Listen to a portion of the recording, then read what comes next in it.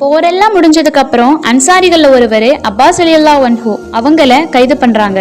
அப்போ அவங்க இஸ்லாத்தை ஏத்துக்கல.